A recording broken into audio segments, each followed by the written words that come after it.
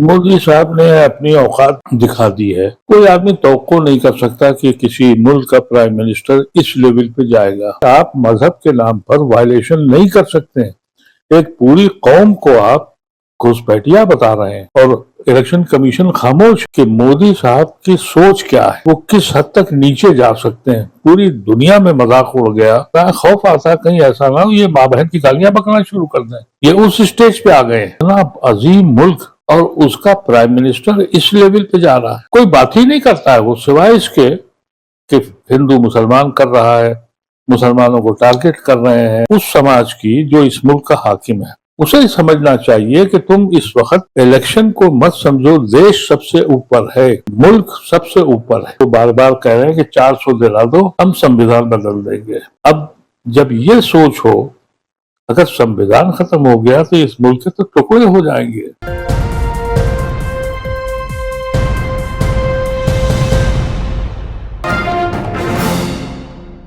मोदी साहब ने अपनी औकात दिखा दी है। कोई आदमी तवक्को नहीं कर सकता कि किसी मुल्क का प्राइम मिनिस्टर इस लेवल पे जाएगा। हैरत तो इस बात पर है कि इलेक्शन कमीशन ने उनको नोटिस देने के बजाय पार्टी को नोटिस दिया है। तो इलेक्शन कमीशन जो है वो भी अपनी आखिरी सतह पे आ गया है और इलेक्शन कमीशन ने ये साबित कर दिया है कि ये कमीशन जो है ये पार्टी के लिए काम करता है, मुल्क के लिए नहीं। हकीकत तो यह है कि इस वक्त इलेक्शन कमीशन को इनके खिलाफ एक्शन लेना चाहिए था, इनका इनका इनका प्रचार रोकना चाहिए था और यह हमेशा हुआ है। हर इलेक्शन में जब किसी ने वायलेशन किया है तो उसे 24 घंटे, 48 घंटे, 3 दिन, 2 दिन के लिए रोका जाता था। अरे कम से कम आप 6 घंटे के लिए रोक देते तो ये सिग्नल तो जाता कि भाई आप मजहब के नाम पर वायलेशन नहीं कर सकते। एक पूरी कौम को आप घुसपैठिया बता रहे हैं और इलेक्शन कमीशन खामोश है। मैं तो हैरत ज़दा हूं। मैं तो समझता हूं कि सुप्रीम कोर्ट को भी सो मोटिव लेना चाहिए था और इससे जो अंदाजा हो गया है कि मोदी साहब की सोच क्या है, वो किस हद तक नीचे जा सकते हैं। पूरी दुनिया में मजाक उड़ गया और मैं तो बार बार ये बात कहता हूं कि बीजेपी वालों को क्या हुआ है। बीजेपी वालों की जिम्मेदारी है, कुछ लोग तो बीजेपी में पढ़े लिखे हैं, वहां भी समझदार लोग हैं। ठीक है आपकी आइडियोलॉजी अलग है, हमारी अलग है, आपकी पार्टी अलग है, हम अलग है, लेकिन बीजेपी में भी तो कुछ संजीदा लोग होंगे, जरूर हैं। वो क्यों खामोश हैं? उनको चाहिए था कि इस संविधान को बचाएं, इस मुल्क को बचाएं, या बिल्कुल तय कर लिया है कि हम मुल्क चलने नहीं देंगे। और अगर यही रवैया रहा तो मुझे लगता है कि जिस तरीके से सेकेंड फेज आ रहा है, 28 सीटों पे इलेक्शन हो रहा है आज और 59 सीटों पे अभी तक इनका कब्जा था, मुझे लगता है कि इसमें भी 20-25 सीटें ये कम कर हो रही हैं इनकी। और जब इसका अंदाजा इनको होगा तो मुझे लगता है, खौफ आता है कहीं ऐसा ना हो ये माँ बहन की गालियां बकना शुरू कर दें। ये उस स्टेज पे आ गए और यकीनी तौर पर इस फेज में बिहार में, यहाँ यूपी में और राजस्थान में, आसाम में, कर्नाटका में तो जो इलेक्शन हो रहा है वहां तो ये स्वीप कर रहे हैं, हार रहे हैं बिल्कुल टोटल। और मैं समझता हूं कि इस बार जो इनको पिछली बार इस फेज में 59 सीटें मिली थी, मैं समझता हूं कि इस बार कम से कम 20 से 25 सीटें इस फेज में भी कम होंगी। और जब कम होंगी उस वक्त मोदी साहब फिर और क्या करेंगे। लेकिन अफसोस अदर अफसोस, एक इतना अजीम मुल्क और उसका प्राइम मिनिस्टर इस लेवल पे जा रहा है। कोई बात ही नहीं करता है वो, सिवाय इसके कि हिंदू मुसलमान कर रहा है, मुसलमानों को टारगेट कर रहे हैं। कोई मुद्दे पे बात नहीं हो रही है, किसी बात का जवाब नहीं दे रहा है। झूठ पे झूठ और झूठ पे झूठ बोलते बोलते अब आवाम तंग आ गई है। मैं समझता हूं कि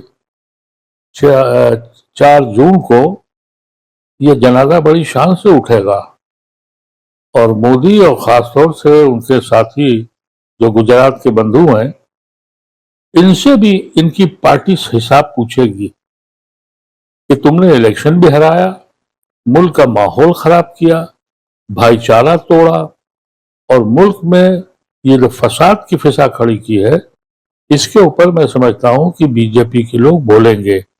अभी पोजीशन ये थी, आज से चंद महीने पहले मीडिया ये हल्ला करता था कि साहब मोदी नहीं तो कौन। अब जब लोगों को अंदाजा हुआ कि मोदी बुरी तरीके से हार रहे हैं और पिछड़ रहे हैं, तो फिर ये जो आखिरी चरण आएगा, इसमें इनको 200 सीटें लाना भी इनके लिए मुहाल होगा। और फिर सवाल जनता नहीं करेगी, बीजेपी के वो मुहज्जब लोग, वो अच्छे लोग जो बीजेपी में हैं, वो इनसे बदला लेंगे, इसलिए कि इन्होंने बीजेपी को तो खत्म ही कर दिया है। अब बीजेपी नाम की कोई चीज नहीं है, मोदी और मोदी और मोदी। यहां तक कि मैनिफेस्टो ये कह रहा है कि मोदी की गारंटी है। अरे तुम्हारी गारंटी तो 15 लाख की भी थी, तुम्हारी गारंटी तो 2 करोड़ की भी थी, और तुम्हारी गारंटी तो किसानों की आमदनी डबल करने की भी थी। अब कौन सी गारंटी दे रहे हो भाई? कोई गारंटी तुम्हारी पूरी हुई है, लेकिन मोदी की गारंटी, ये मैनिफेस्टो बन रहा है। जो संजीदा वाकई बीजेपी के लोग हैं, मैं आपके जरिए कहना चाहता हूं उनसे, वो क्यों खामोश हैं? बाद में उनसे भी पूछाएगा जनता कि भाई तुम ऐसे लोगों के साथ क्यों रहे जो मुल्क को तोड़ने के और मुल्क में बर्बादी फैलाने के और जहर फैलाने के लिए एक शख्स बैठ गया और उसने अपनी पोजीशन वाज़ेह कर दी कि वो किस लेवल तक जा सकता है।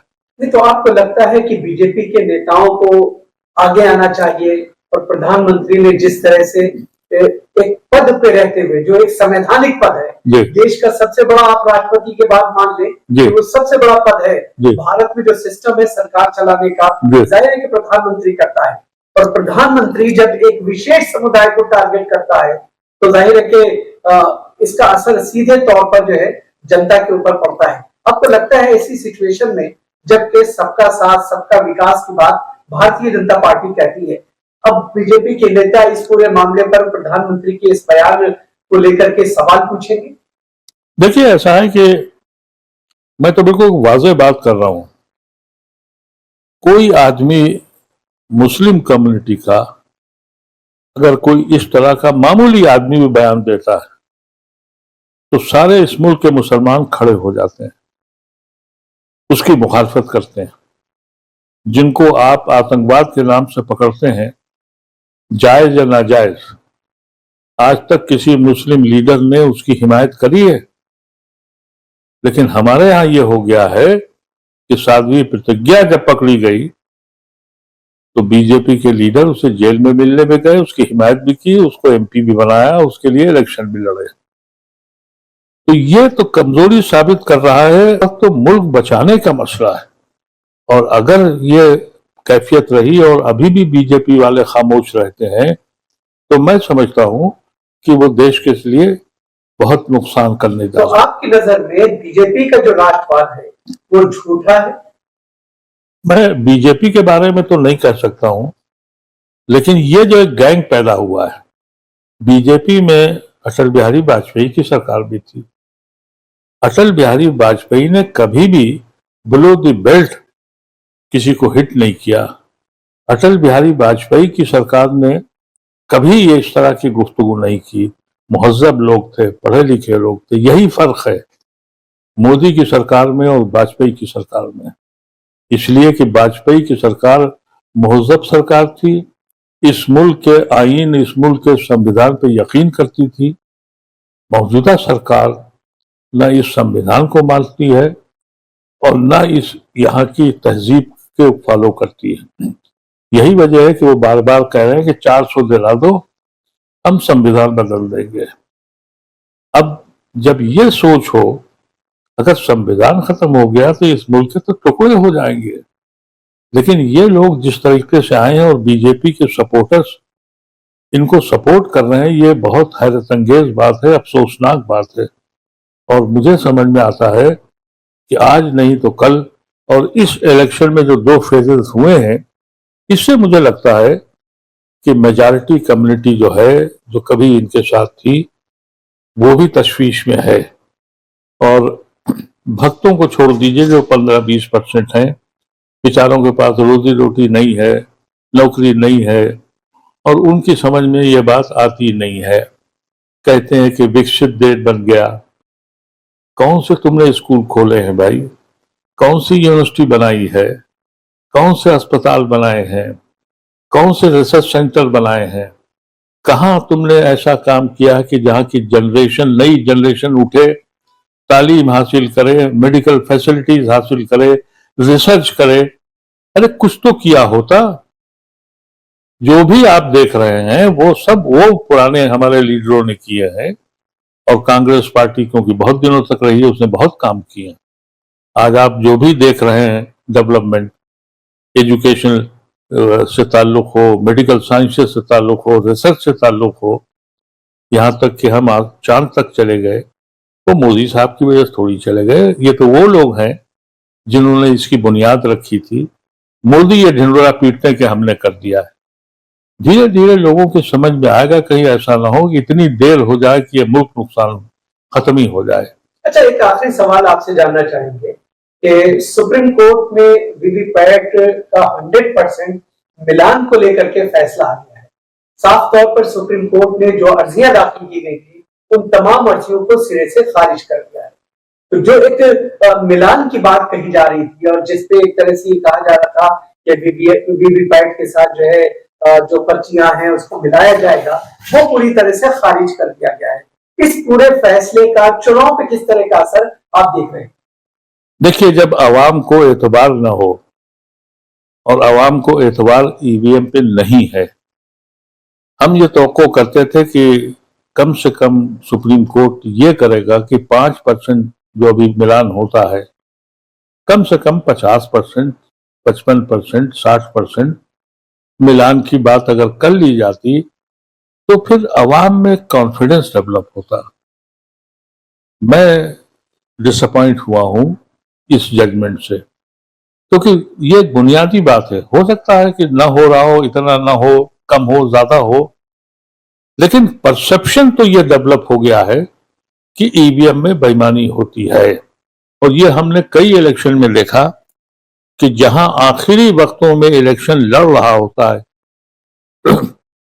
यानी नेक टू नेक जहां फाइट होती है, जिसका इलेक्शन आखिरी वक्तों में डिक्लेयर होता है, वो 99% रूलिंग पार्टी के फेवर में जाता है। तो इसका मतलब यह है कि वहां मशीन कुछ काम करती है। ये एक बिल्कुल क्लियर बात है।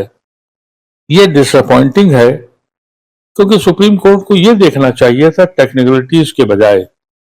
अब सुप्रीम कोर्ट ने तो यह भी नहीं देखा कि पॉलिटिकल पार्टीज के लोग जेल में हैं।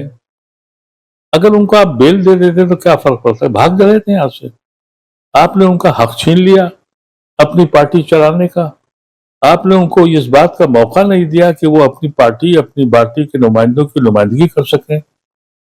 और बेल के बारे में बार बार ये कहा जाता है कि बेल जो है वो आपका हक है।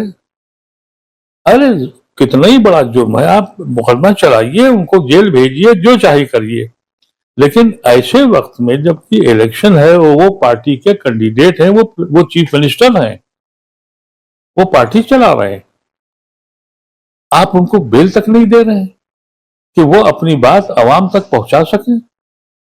दो पहलू हैं। एक तो उनके ऊपर चार्जेस हैं कि भाई उन्होंने भ्रष्टाचार किया है। कोई नहीं कह रहा कि आप उनको बरी कर दीजिए, इंक्वायरी करिए, लेकिन बेल का हक तो उनको मिलना चाहिए था ना, वो भी नहीं मिल रहा है। ये वो सब चीजें हैं जो बहुत बहुत डिस्टर्बिंग है, और वो किसी भी महज़ब मुल्क के लिए अफसोसनाक है। मैं समझता हूं कि सुप्रीम कोर्ट का आज का जो जजमेंट था, उसे हमें डिसअपॉइंट हुए, और हम इस बात से भी आज कहते हैं कि सुप्रीम कोर्ट को फिर से सोचना चाहिए, क्योंकि इलेक्शन चल रहा है। काउंटिंग तो 4 जून को होगी। इसमें क्या मुश्किल है? अभी तो 1.5 महीना बाकी है। 1.5 महीने के अंदर वो अगर इसकी बढ़ा देते, और खासतौर से उन लोगों को जिनको सब जानते हैं कि ईडी और आईबी और सीबीआई, ये जो ऑर्गेनाइजेशन, जो संस्थाएं हैं, ये इंटेंशनली कर रही हैं उनको इलेक्शन से रोकने के लिए। तो अगर यही रवैया रहा तो अफसोसनाक होगा। लेकिन मुझे ये लगता है कि 2 राउंड से कि इस मुल्क की जनता उठ गई है, वो जाग गई है। ये कुछ भी करें, ये इक़्तिदार में वापस आने वाले नहीं है, ये एक खुशाइन बात है। और हमें उम्मीद है कि जब ये रिजल्ट निकल आएगा तो शायद अदालत को भी एहसास होगा कि उसने गलती करी।